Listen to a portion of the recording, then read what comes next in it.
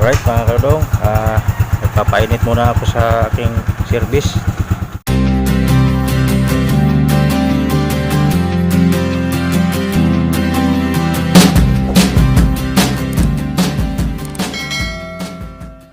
Hello mga kadong, mga kalidang, good morning sa inyong lahat.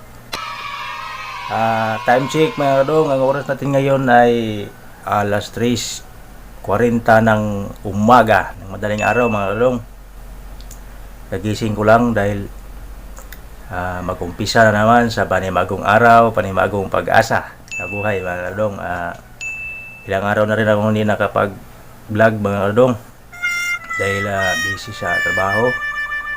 At ngayong time na to mga kadong, ang ibabahagi ko sa inyong video ay patungkol sa aking hanap buhay.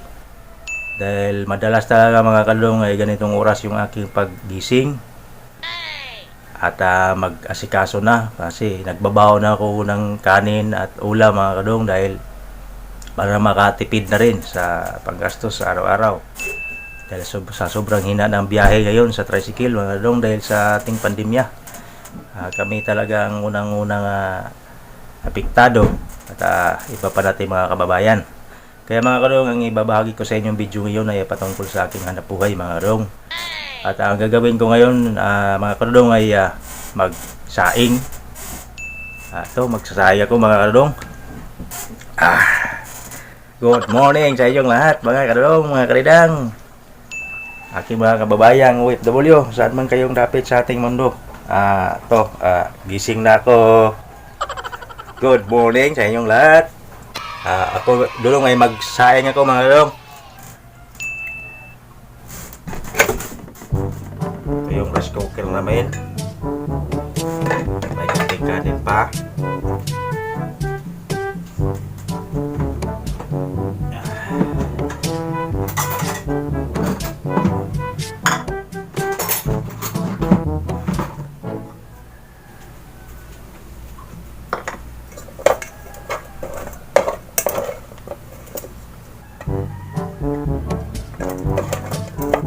Pala mga kadong ay kilisan ko pa ito para sigurado siyang malinis. Tapos mag-init ng tubig,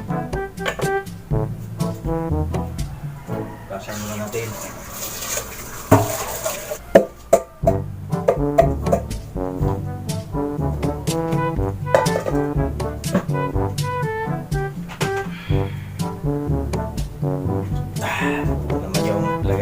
Namin mga kadong.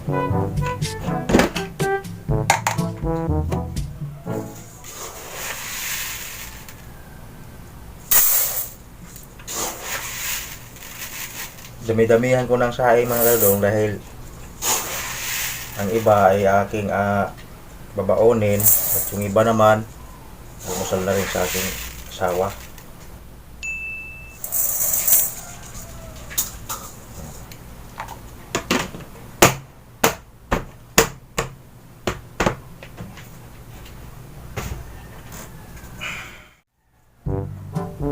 At punasan natin yung puwit ng kaldero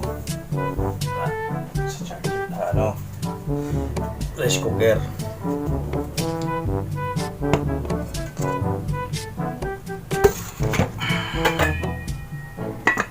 Yan na mga kadong, kasahin na ako.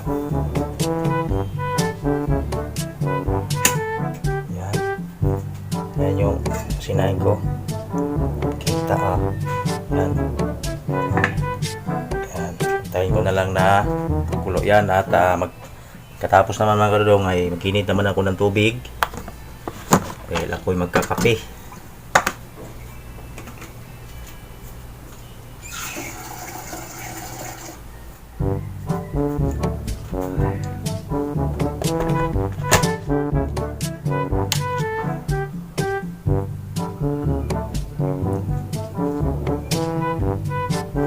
Yan mga kadong, ito na yung initan ko ng tubig at ako'y na ng kapihan para magpunta na ng kape.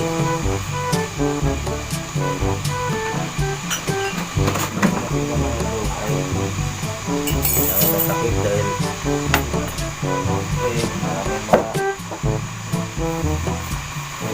sila lang magumagapang lalo na paggabi. Ito may tinapay at mga kadong. So, pa. Kailangan lang may kapityo na dahil yan. Ito naman yung lagayan mo ng baon mamaya.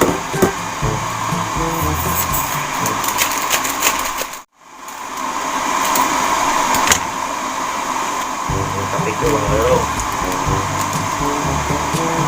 Kapityo. Yan mga kadong. Wala ba ito, ibabagi ko sa inyo sa labas. Talagang madilim pa. Yan mga kadong, nakatimpla na ako ng kape. Yan. Buhusan ko na ng init na tubig. Yan mga kadong, muusok pa.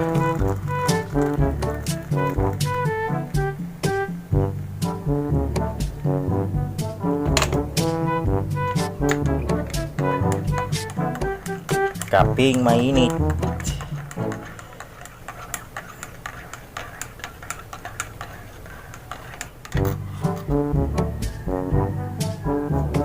At ilagay ko muna sa lamisa.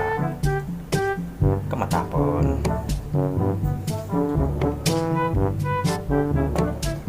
Yan.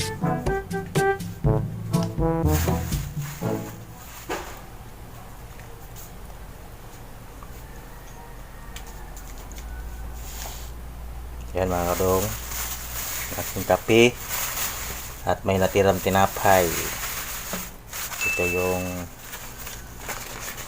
Ito munang pasiunang ilagay sa laman sa tiyan ko. Yan, pandesal yan mga kadong. Yan. Yan mga kadong, ibabagi ko sa inyo sa labas. Labas muna tayo sa nali. Uy, ang aking alaga nandyan sa pito. Nagpalamig. Doon ka muna muli. Muli. Yan mga kadong, sa labas tayo.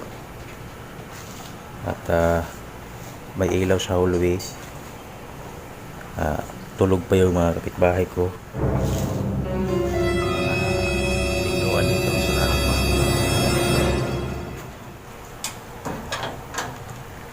Yan, sobrang dilim pa mga kadong. Yan, punta tayo sa kabilang dulo. Kita niyo yung mga ilaw sa labas.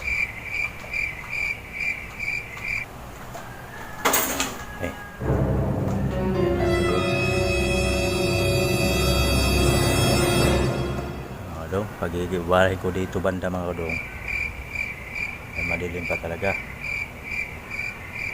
Time check mga kadong ay 4:10 G's ng umaga mga kadong, madaling araw.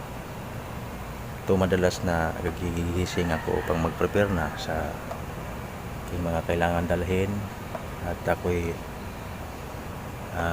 bibiyahin na pagkatapos. Right mga kadong, babalik muna tayo sa loob. Madilim pa talaga, hindi pa nakikita. Tsaka baka may kikik pa dito. Yan.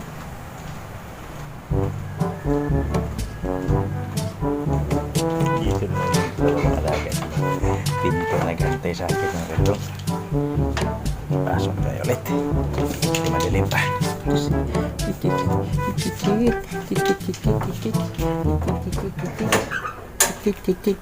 Aking dalawang alaga mga kadong. Yan ang tumatabo sa akin pagdating ko galing sa biyahe. Tuwang-tuwa yan, talon-talon.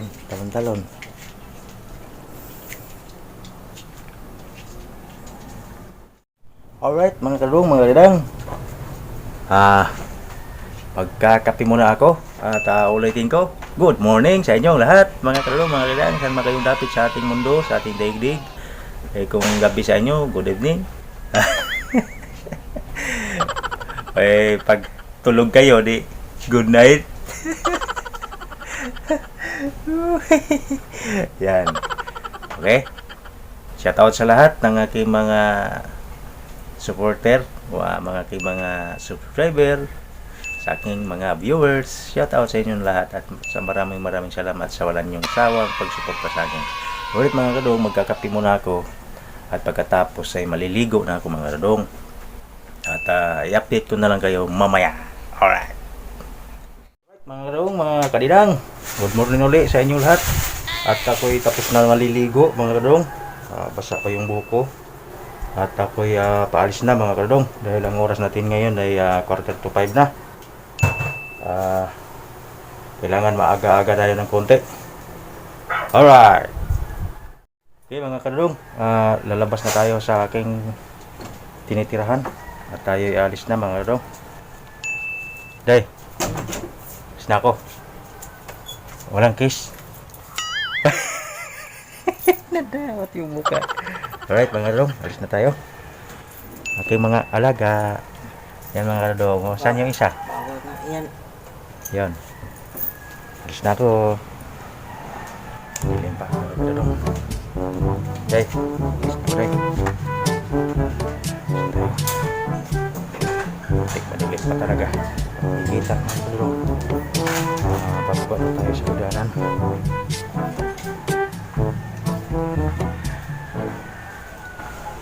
Yan. Hirap buhay talaga mga kadong. Madilim pa. Wala kayang kikik nito mga kadong. Alright mga kadong, nagpapainit muna ako sa aking service.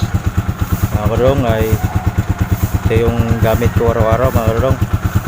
Sakyan ko pa uwi at papunta naman sa biyahe. Yan.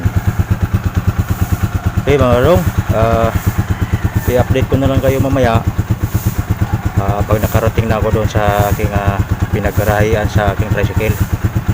Alright mga kadong. Hello mga kadong, mga kalidang. Ulitin to, good morning sa inyong lahat. At ako'y dito na sa aking kung saan ako nagbibiyahe. Kararating ko lang mga kadong. At kung mapapansin nyo kanina mga kadong ay pag-alis ko sa bahay kanina ay madilim pa. Ngayon pagdating ko dito ganito na ang nangyayari. Sobrang liwanag na, wala nang kadilim-dilim mga kadong. At ipapakita ko sa inyo yung aking motor na ating service ngayong araw na ito. Okay mga kadong, ang ating service kanina papunta rito ay yung aking motor na nabili ko mga kadong. At ito yung nagiging service ko nung kapanahonan ng lockdown mga kadong. Kaya napilitan akong bumili ng motor, siklo. Yan aking ginawang service nung nag-lockdown. Wala talaga masasakyan mga kadong. Kaya napilitan akong kumuha ng motor. Kasi nga pinapayagan na rin ng ating pamahalaan na bumibiyahe na yung mga tricycle. Kaya malayo yun yung tinitirahan ko mula dito sa aking kung saan ako nagbibiyahe. Kaya hindi naman kayang lakarin dahil sobrang layo talaga. Siguro kung malakarin mo makalating araw or mahigit. Kaya napilitan akong kumuha ng motorsiklo mga kadong. At naisip ko rin mga kadong na ito rin ang ipapalit ko sa aking tricycle. Dahil may kalumaan na rin talaga yung aking tricycle mga kadong. Ngayon mga kadong, ipapakita ko rin sa inyo kung saan ko iniiwan yung aking motor sa panahon ng gabi.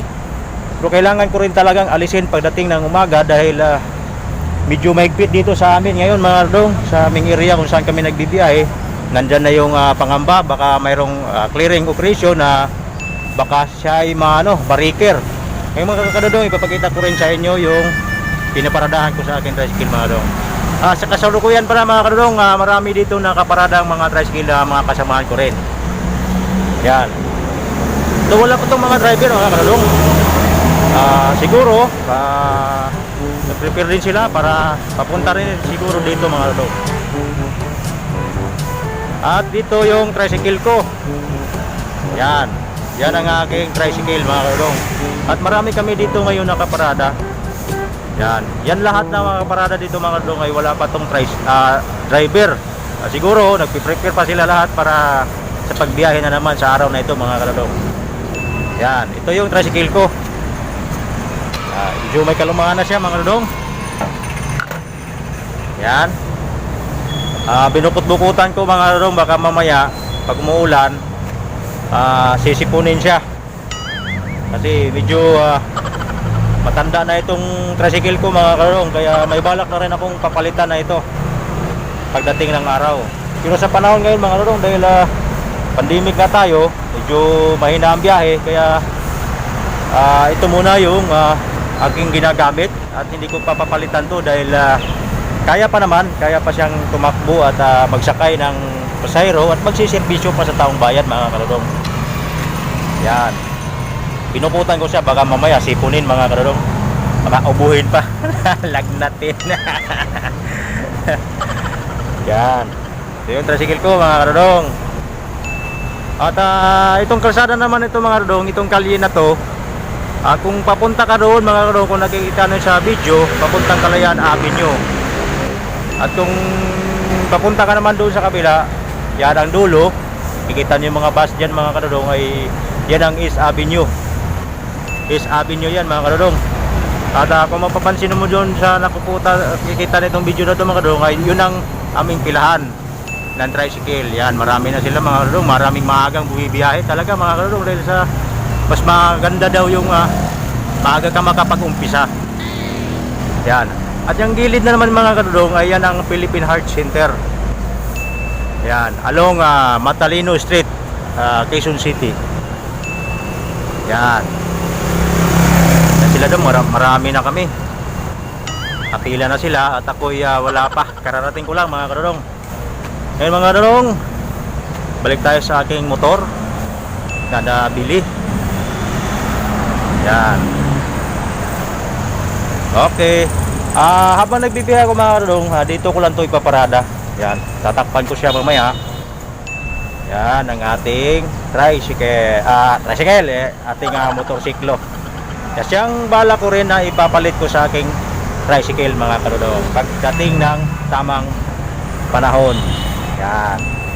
Bago pa siya mga karong, wala pang isang taon to na aking nabili. Mula nung nag-lockdown nga tayo mga karong, sagsaga ng COVID-19 sa pandemya, nung hindi pinapayagan na bumibiyahe yung mga jeepney, mga bus, hindi pinapayagan.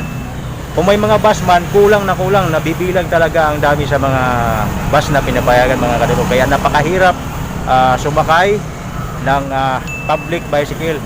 Ang pinapayagan lang nung kapanahonan na yon, bus at saka tricycle lang mga karong. Tag-isa-isa pa ang pasahero sa tricycle. Sa mga bus naman ay social distance naman. Kung dalawahan o tatuhan sa kabila, dalawa-dalawa lang bawat kabilaan sa bus ang sumasakay. May mga rule na sinusunod. Yan. Alright mga karong, mga kairang, ulitin ko, magandang umaga sa inyong lahat. Ang oras natin ngayon ay mga alas 5 na. Yun, maliwanag na mga karong pagka yung oras. Yan. At saka lubos ako nagpapasalamat sa aking mga subscriber, sa aking mga viewers na walang sawang nagsusuporta sa akin. At sa mga viewers ko, mga subscriber ko, shout out na sa inyong lahat. Hindi ko na lang babanggitin dahil marami-rami na rin kayo, kaya sobra ako nagpapasalamat sa inyo. Alright mga karong, hanggang dito na lang muna ang aking i-upload sa ibabahagi sa inyong video, at magkita-kita na lang tayo sa susunod kong mga i-upload ng mga video mga karong. Bye bye!